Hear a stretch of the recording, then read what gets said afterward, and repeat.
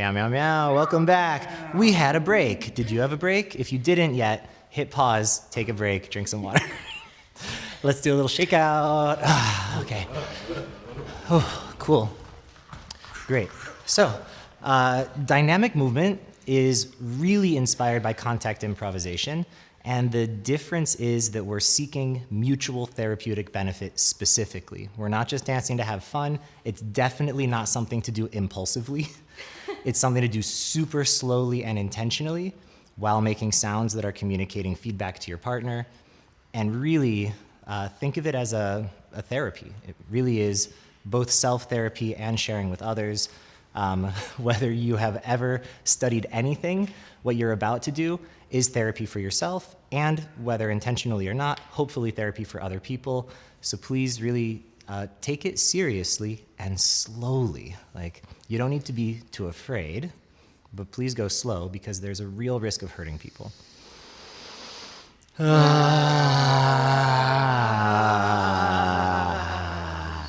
Cool. I'm going to do a down regulation by myself first. For those of you at home who are by yourself, you can sit while you do this too, but I prefer to stand.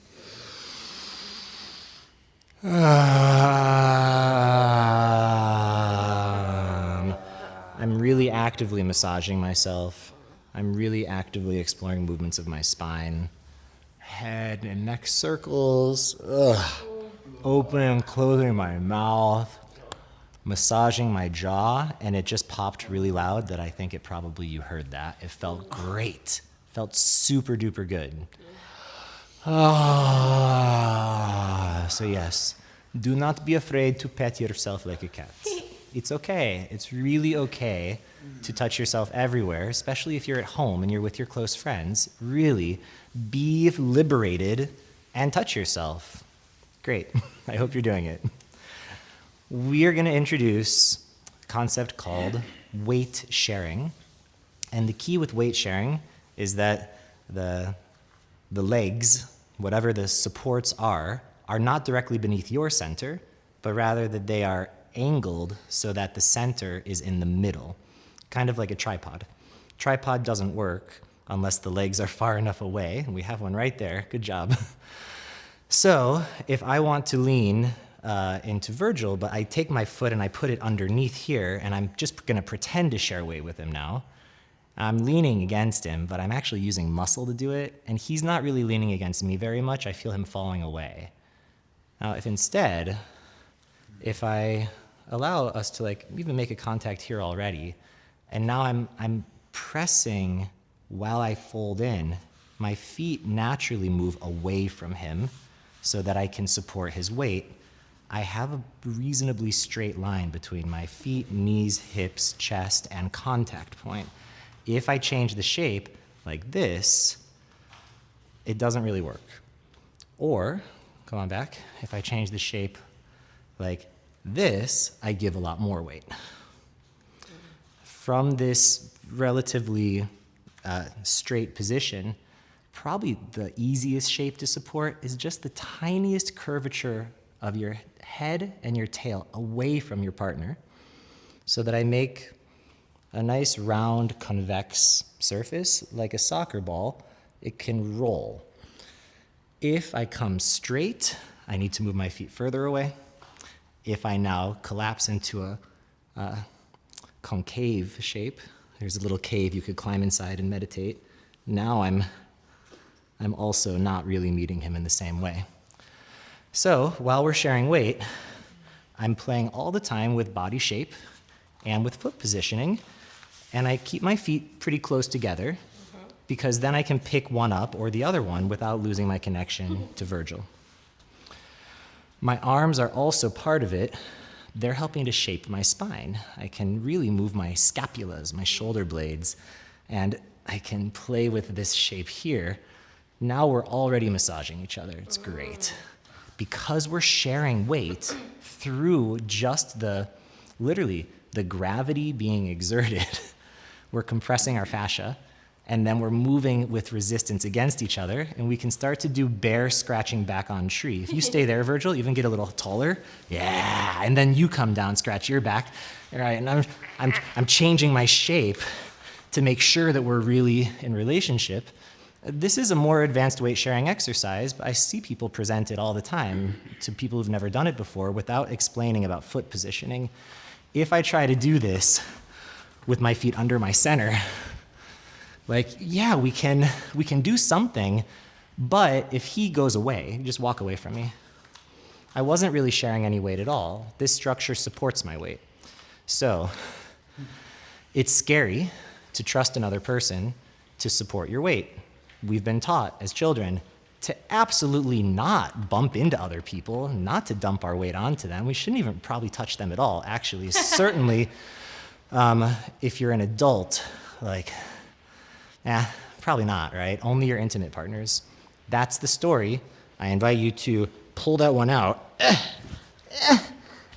To get it out of there. Look at that ugly slug and get rid of it. We don't actually need any limitations on with whom we share intimate touch, because intimate touch is therapeutic.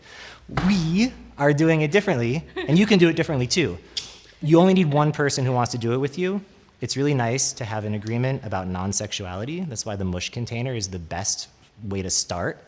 And if it happens to be a person that you also have a crush on, and you have this really nice platonic connection, it certainly is possible that later you can include more romantic or sexual connection, but that sure doesn't matter right now.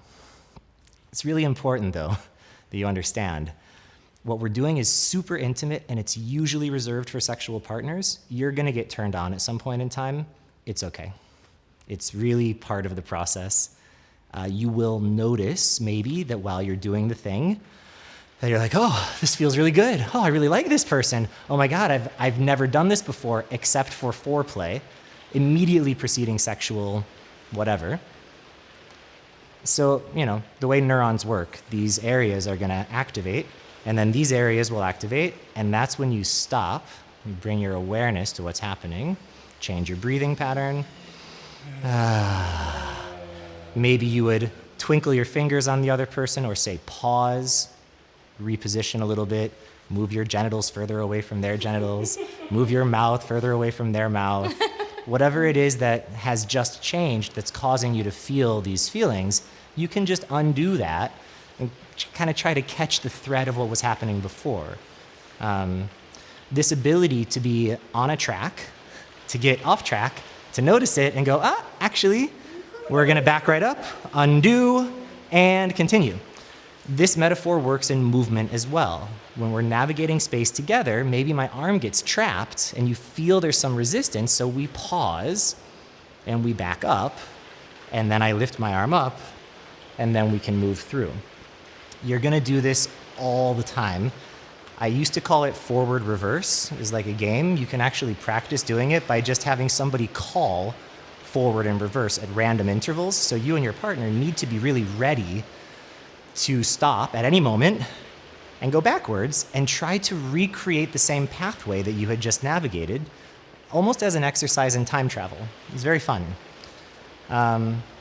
So we're going to bring that principle in to basically all the exercises that we do, because the ability to stop is the primary ability that allows you to choose something different. Yes. Aho. Woo. So I use the word pause, I use the word stop, I use the word oh, and I also use the word just,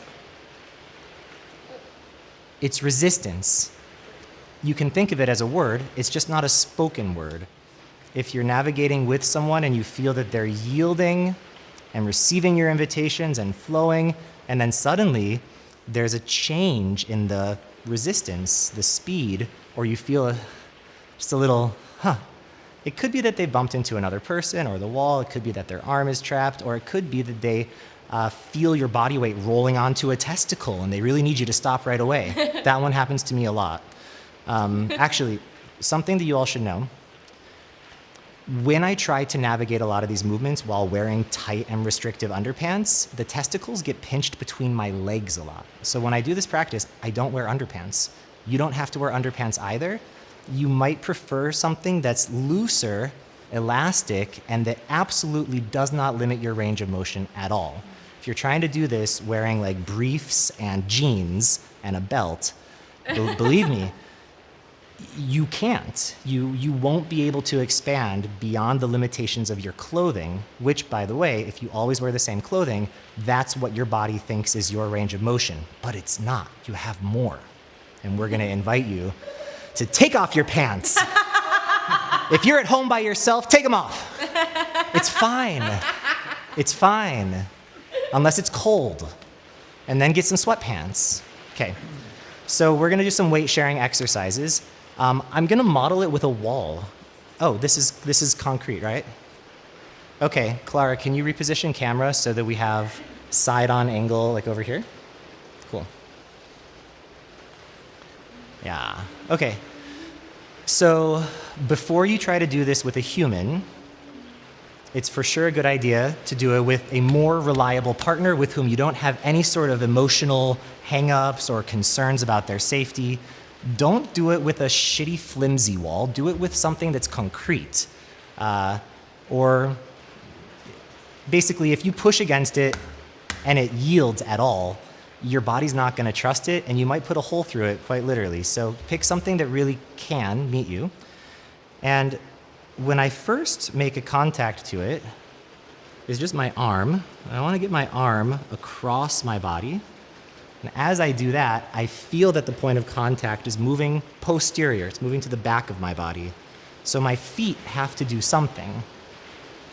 So as I come here, I feel the wall here, and I'm using a spiraling movement, and look at my feet. I'm just wibble wobble, inside outside.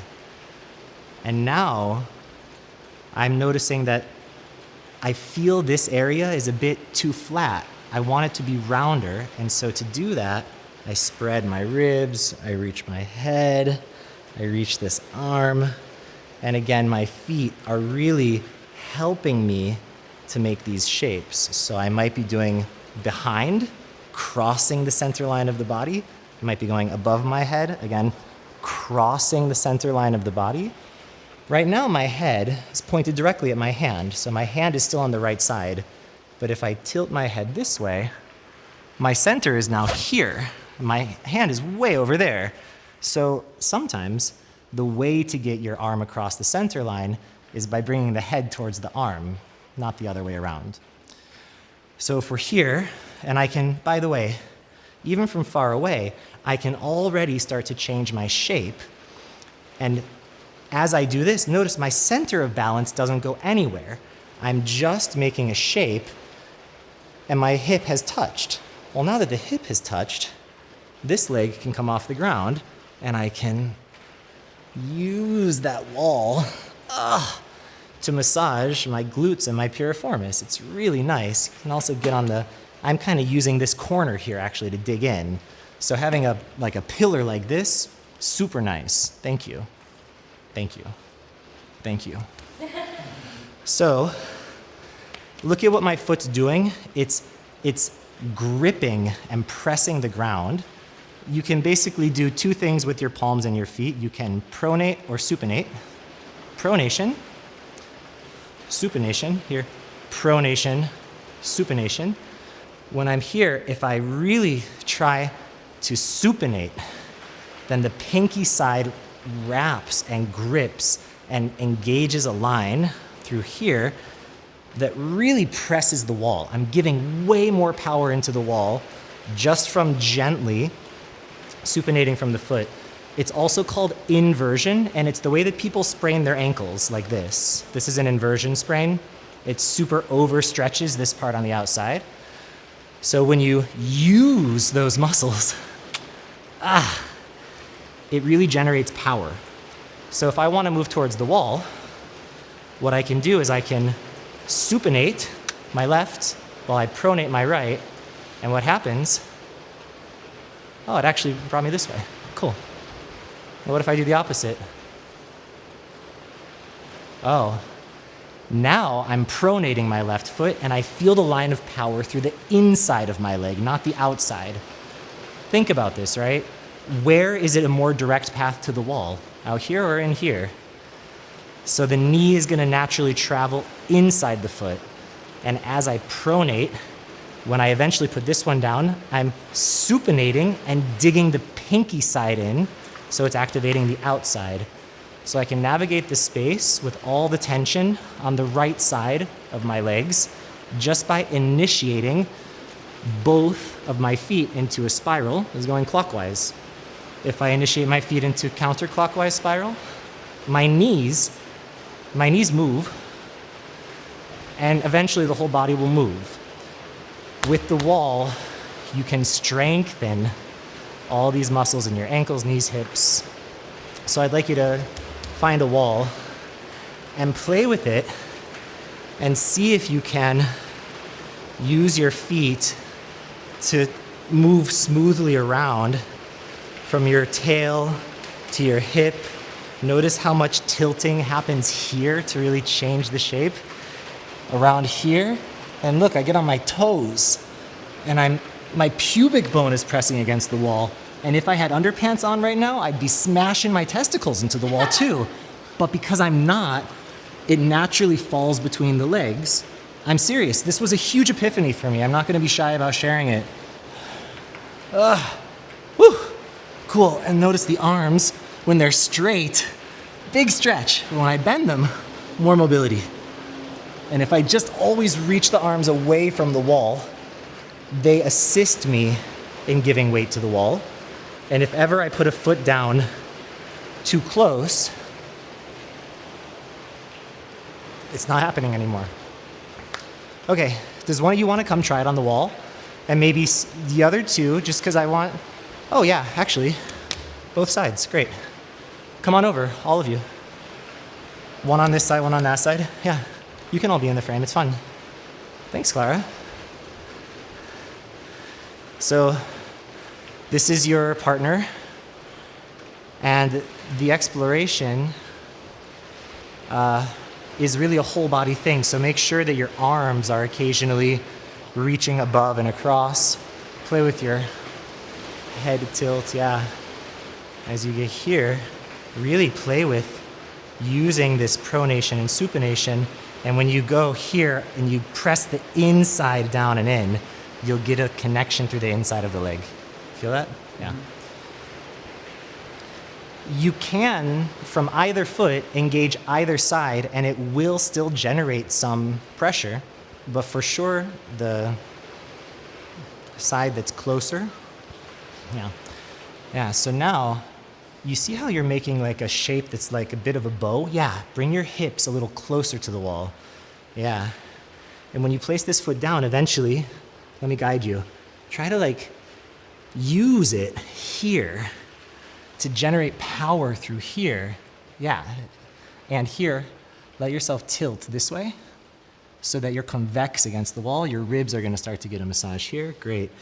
And every time you might feel like you're not in exactly the right position, just move your feet a tiny bit. Yeah. Cool. Are my feet in the frame right now or no? No. Okay, can you back up a little bit? So this is mostly a footwork practice, and it's also a like body shape practice. The arms and the legs are gonna be doing asymmetrical movements that kind of feel rotationally symmetrical. My right is doing an external rotation that eventually helps me to bring my left to an internal rotation. Yeah. Okay, stand again. Yeah. And you'll see that my socks, I always wear toe socks, and I dance in these, and so they have a map of which parts I rub on the floor the most. And it also really helps when I move through shapes like this, that it's comfortable for me to put the top of my foot on the ground and really use it like it's the bottom of my foot. So this is a sort of a ballet move. It goes behind, it's the top of your foot, and when you use your toes, it actually will increase how much gravity, how much of your mass is flowing into that foot. Yeah. The ability to open your hips takes a lot of release work. It takes a long time. It takes a lot of moving while touching yourself, for sure. So when you find that's as far as I can go, that's fine. You'll just bend your knee and get the weight over that foot, and then the other one's free to position itself somewhere. This is true whether you're standing up or whether you're sharing weight, that all the time, now that I'm shifting onto my left foot, my right foot wants to go somewhere coherent. My body was moving that direction, so I'll put it here. My upper body doesn't have to go with it. It can wait. And now there's a moment of core tension that allows the hips to go. The arms are the tail. And eventually the arms catch up. And now the arms can lead the next movement until the legs naturally follow. So you wind up and then release the other part. The other part may go further and become the winder, and then reverse constantly. Upper and lower half. Also, it works from left to right side. If I'm both arms internally rotated, I feel a lot of tension. It's really super hard. If I just bring one in and the other out, wow, so much more space. And if I now switch this one in, that tension can flow into the other one. Internal, external. You can do them simultaneously. When your arms are over your head and your elbows are bent, the shapes look like this. And when you're trying to give your ribs into the wall, it's really helpful if I have internal rotation on my left and external rotation on my right. I'm talking about the upper arm into the socket. This shape works with this convexity, and my head is free to come the other way. It's really nice. And then as I change, now I have external and internal. Now it's my right side that's convex. My feet, and I'm sliding because I don't have enough space. Internal rotation of my right arm, external of my left. It really helps me get to here. Well, now that I'm here, the left comes internal. This shape is pretty sustainable. And then as I come through here, the right goes external. And this shape as well. Notice my left foot is across the center line behind. So all the time your limbs are switching, navigating across, threading, weaving, and shaping. Cool. So now you get to do it with another human. Let's reposition back to here.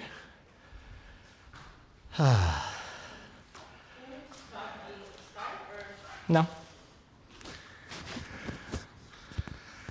Because as we reposition, so are the participants also, all of you at home. Okay.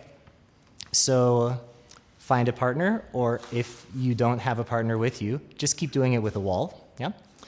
And maybe, how about you two go together, and we'll go together, and we can both kind of face, if you can stand more side by side there so that they can really see the shapes. Clara, are we framed? Quick shakeout. All of you at home too.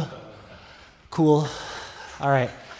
Before you do this thing, have a moment of connection with your partner. You can hold hands. Just have a look in their eyes. All right. Yeah. And this is what it stands like to connect while you're not weight sharing yet.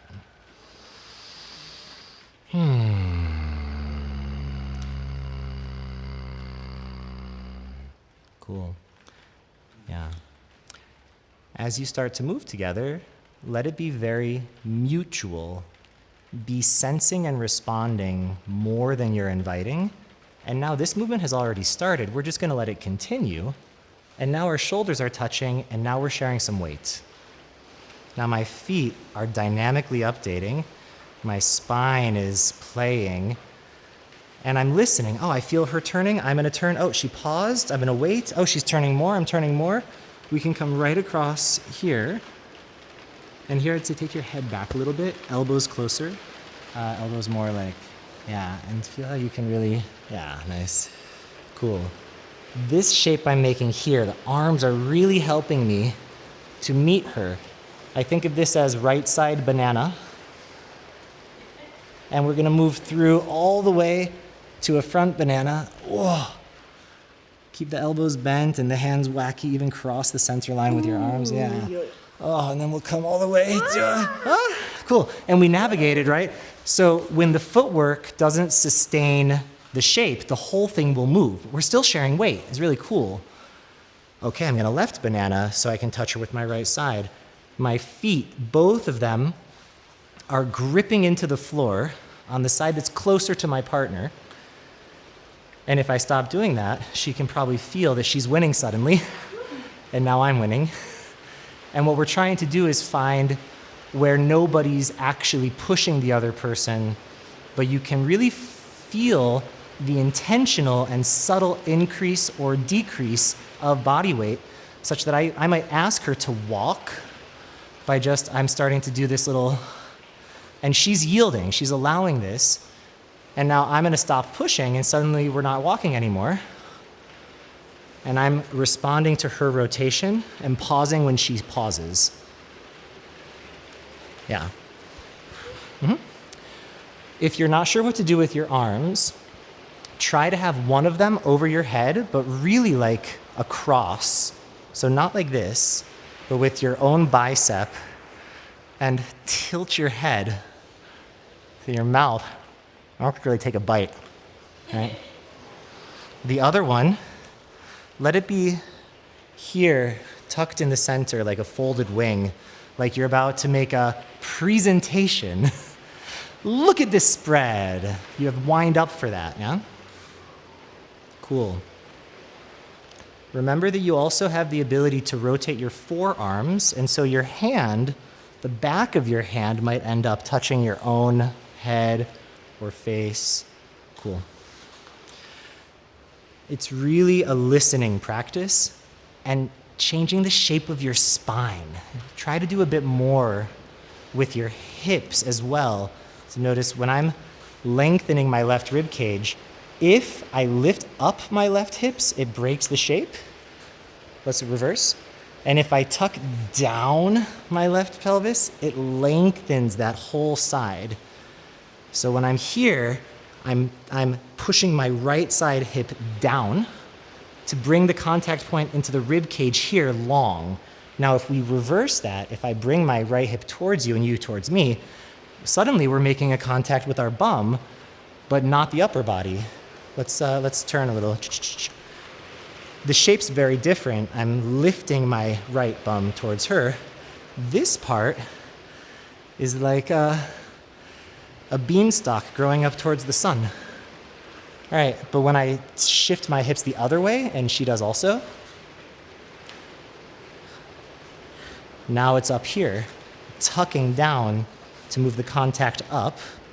And if I were to dolphin dive and you also take your head kind of down towards the ground, eventually when our hips touch, we can reverse the tilt and bring your spine into extension, thoracic spine. Yeah, cool. I'm going to shift a little bit lower. And let's really feel how we can meet each other in this shape. Nice. Cool. Nice. Cool. So it's really a lot of action in the abdominal muscles, the obliques, everything around your tail and your spine. Super alive. Yeah. Cool. What we're doing so far is rolling the point of contact. Now I'm going to include sliding. As you slide, you still change the shape in a similar way, but now your partner is going to do some opposite action. So keep going, keep doing your own thing. Yep. Cool. Cool. Can you take your upper body, Elena, and really arc it away from me? Yeah. And be constantly trying to reach your fingers towards the kitchen and your head too. Yeah. Look up at your eyes, but not in a linear way. Let your head all the time swim one side or the other. I'm falling down. Uh-huh. So Like move my your feet are further away. Uh-huh. Bring them closer. Yeah. Great. Good adjustment. Cool. Here's one of the ways you can pass an arm through. Let's reverse. I can tuck it under. The contact point rolls across my collarbone. Let's reverse again. When I do that, the arm naturally continues up. My other arm can sweep down. Move across. And now this arm is up. That's also a really easy way to pass through. Nice. Notice the shapes are not symmetrical, not bilateral. Everything's twisting and then untwisting. If you've been watching this demo, rewind it, hit play again, and this time do the exploration with a partner with us at the same time. Kind of alternate between looking and doing. You can listen the whole time because all of the words that I've just spoken, if you incorporate that while you're practicing, it may help. Cool. Yeah. Thank you. So, sliding. Okay. This is the next variation on the practice. If you didn't sufficiently practice the first one, you might want to do a little bit more. We're going to shift into sliding now. So first, can you make the surface more convex by reaching your... Yeah. Now we have more of a single point of contact. There's going to be less friction. I can slide. Can you also bring your hips and knees closer to me? So not your feet, though. The whole point is that the line between your foot and your knee and your hip needs to be more rect. Yeah. Can you get your hip closer to me? Can you press your foot into the ground? And now, yeah. Cool. And your other foot can update too. And let yourself arc away. Lengthen this part. Nice, nice, nice. Bring your hip in a line towards me. Yes. So it's really all about making sure that the energy can continuously flow from your foot.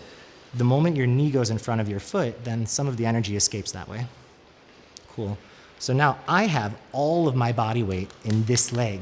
I have this one here just for balance, but when I'm going to start to actually work with her, I got to put this one down somewhere like this so I can meet her now with that foot. Yeah, let's share a little bit less weight so we can inch forward and play more with shape. Nice. You want to take a break? How's it going for you guys over here? Yeah? Cool. Actually, I feel like this is a really good moment to pause and have a little verbal check-in. That you at home, you can keep practicing or at least keep touching yourself or stretching while we have our verbal sharing. And you also pause and have a verbal sharing with yourself.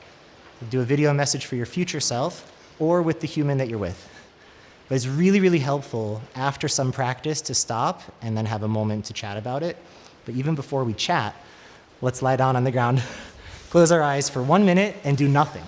Literally just allow your brain to background process and breathe.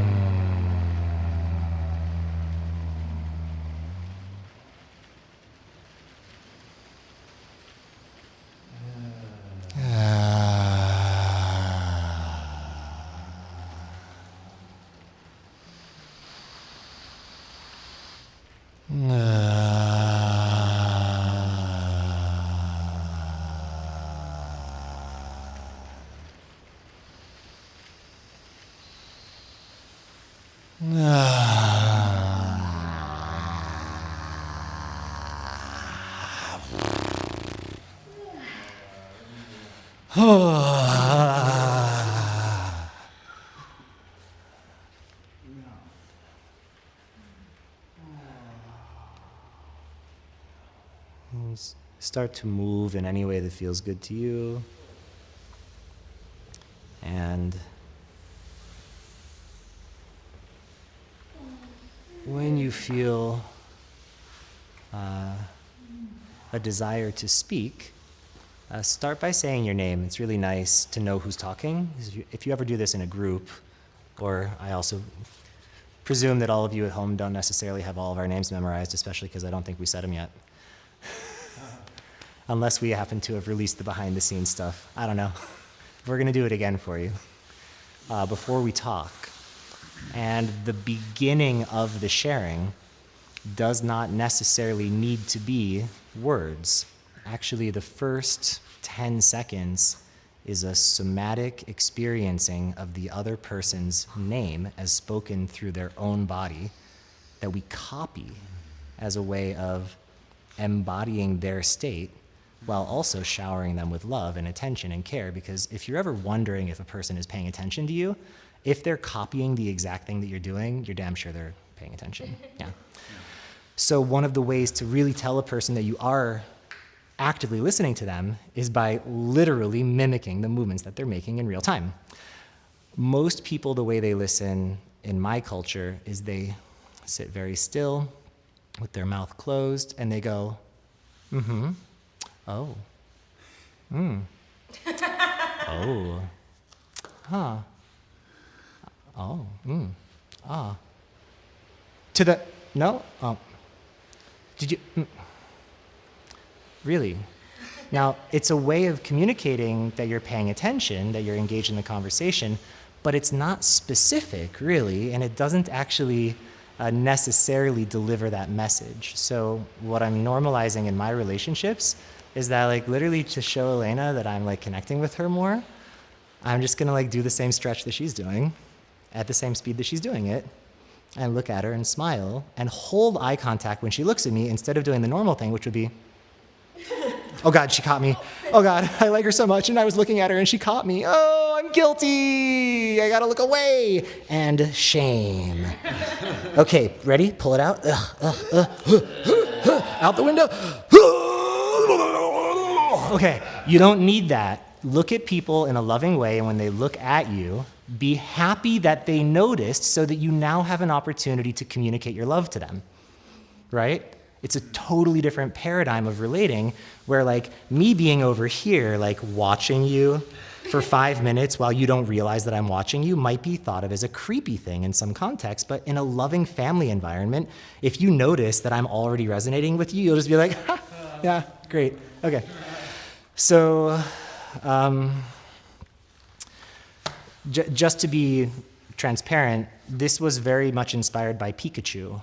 Pikachu has a one-word vocabulary and yet communicates a huge range of emotion and intention just through Pikachuing. And I am Davichu. Ah! Davi! Davichu! Davi! Davichu! Davi, Davi. Davi. Davi. Davi, Davi. Davi. Davi. Davi, Davi. Okay.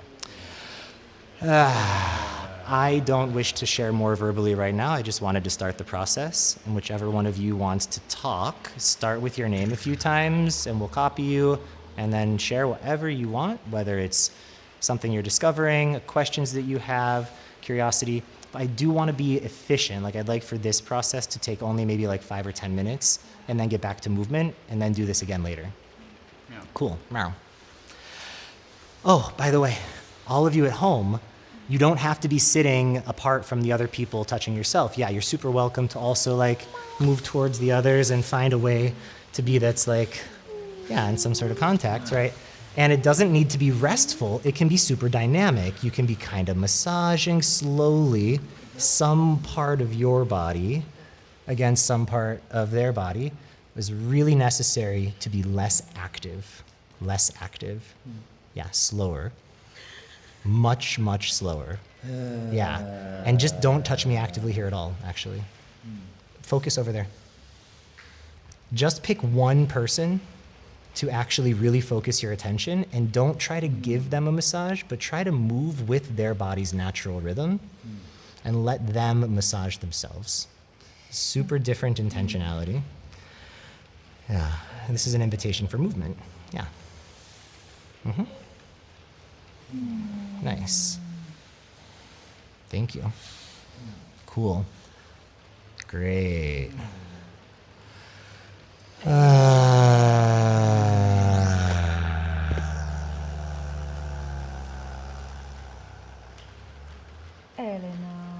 Elena.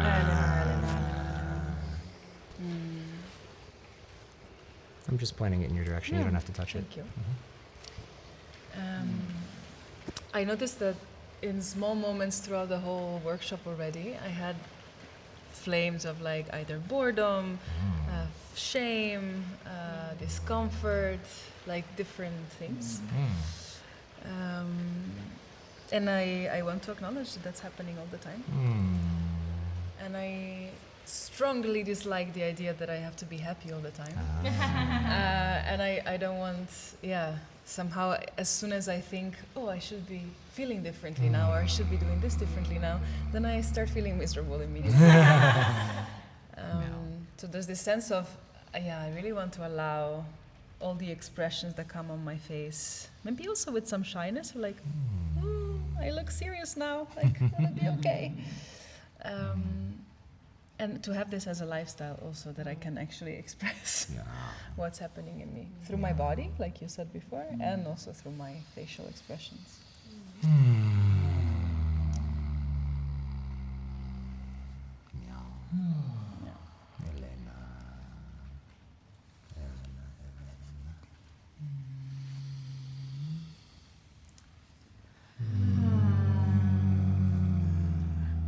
Before the next sharing, I want to clarify the structure. That part of the structure is that you, before you share, have a moment to feel the presence of the entire group, and it's related to your name and to some sort of nonverbal expression as you say your name. And it's really for everyone. Like, it's for you, but it's also for us. And if you do it before you share, you will experience a shift in your state before the words start coming, and it's very possible that whatever words you had planned or that you were thinking about before, it literally might shift, and it's super welcome to change your mind about what you're going to say after you've had the entire group lovingly speak your name and focus their attention on you. So I'd love to give that gift to you now, since we didn't do it the first time. Elena.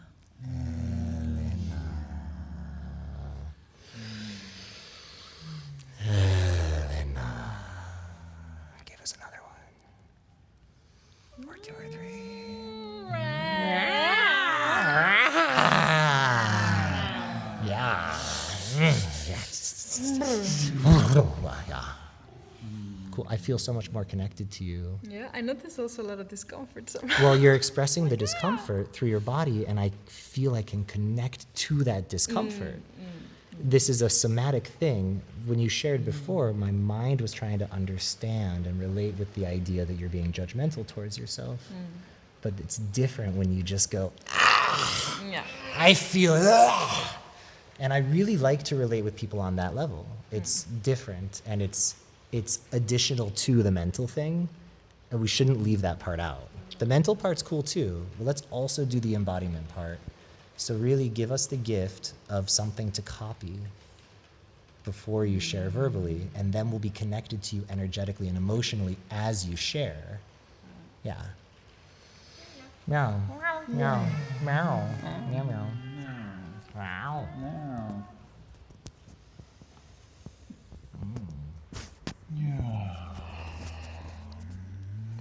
Clara, Clara, Clara, Clara, Clara, Clara, Clara, Clara,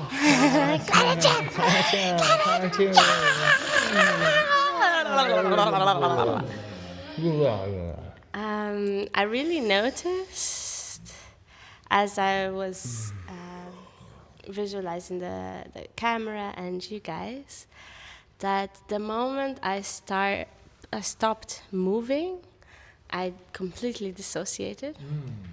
And just the hint of movement, or just me thinking about doing the movement that you were saying, already embodied me and brought me back to the place where I was. So I really invite you, even if you're sitting on a chair watching this while you're eating, to really still kind of reposition yourself while you watch the video so that you really embody the intellectual things that you're hearing.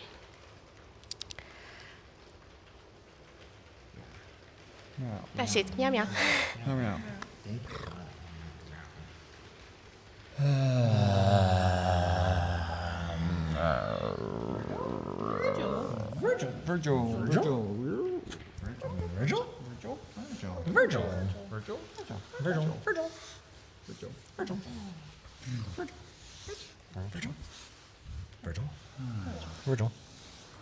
Virgil?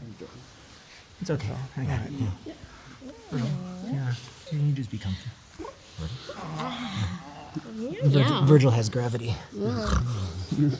Okay, here we are. Virgil? Virgil? I think for me it's how I usually am in basically any situation. I'm just being and experiencing and seeing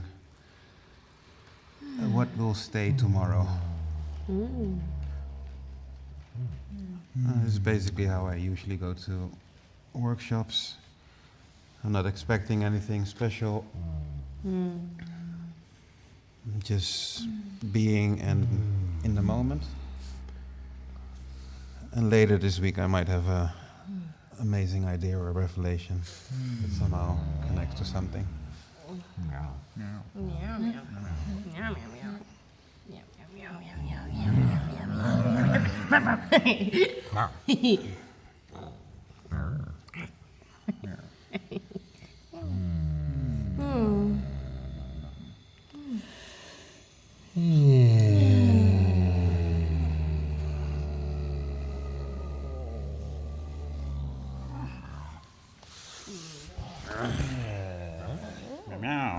Simon, Simon, Simon, Simon, Simon, Simon, Simon, Simon,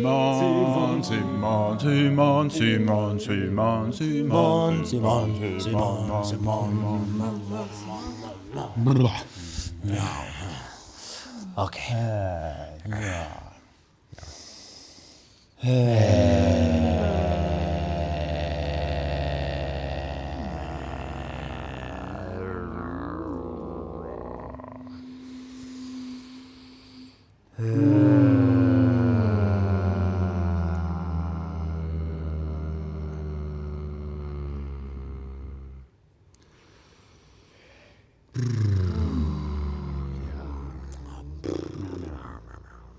I think it's great being together like this.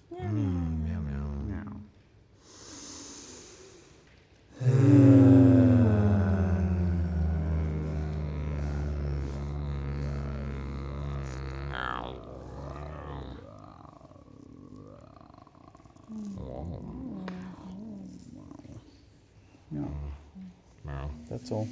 Thank you. Meow meow. Yeah. Ooh, I like. Can we do bigger, slower? Yeah. Do the same thing, but keep going. Yeah. Let me get all the way to here and then reverse. Oh yeah. Keep going. Yeah. No, like more. Yeah. Let me get all the way to here. There's Oh, Davi.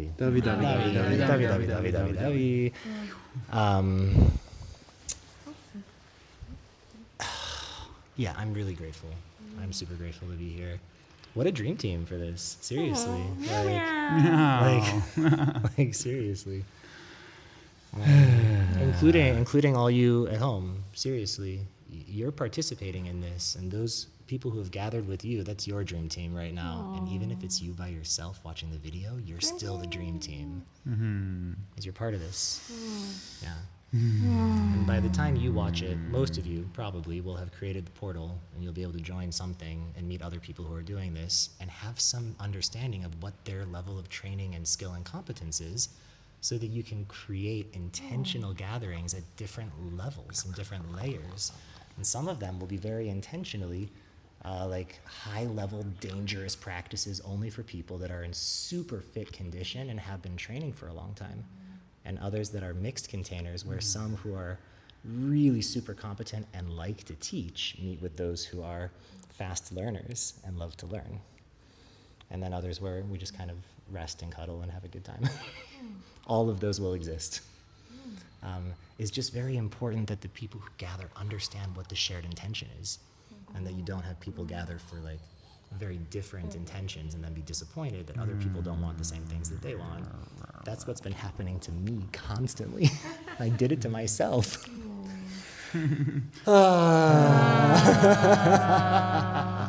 I like this container. Yeah. As you called it, it's like a growth container.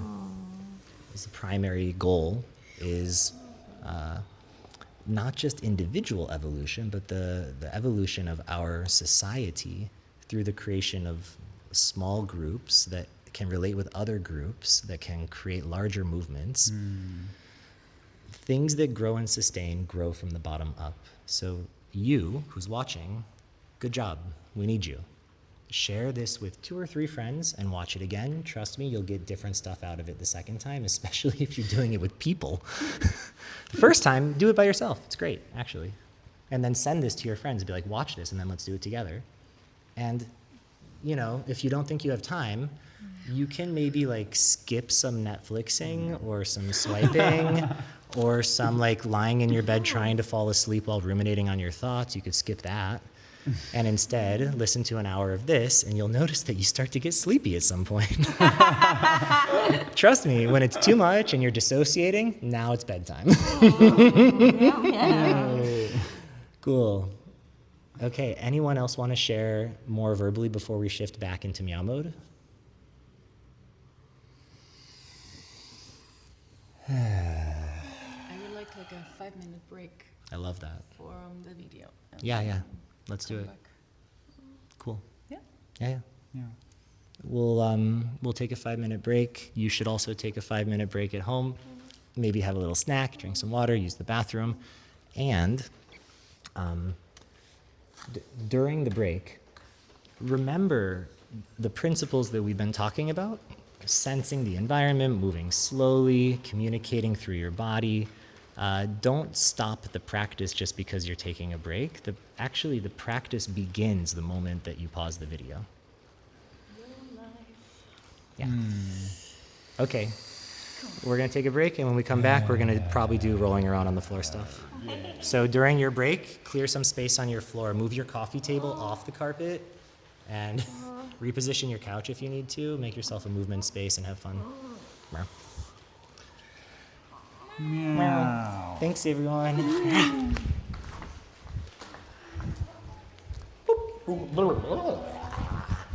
You might want to do some upregulation during your break, too. Have a little dance party, put on a song that you like. Or you can be very meditative and still and play with your energy ball as you use the toilet. Mwah.